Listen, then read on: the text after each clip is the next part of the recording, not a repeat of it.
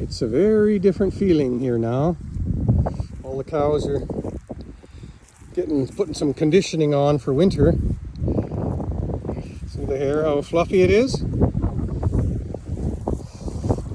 they've got the hayfield all they can eat.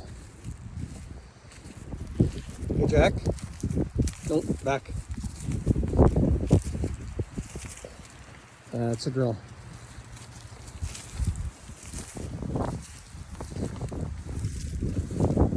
There's little Garrett.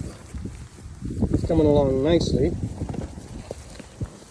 Him and that little one there, Millie, she was the one born late, just 3 weeks maybe before this little bull calf. Yeah, and they're all filling themselves up, putting on conditioning for winter, as it should be, isn't it, Daisy?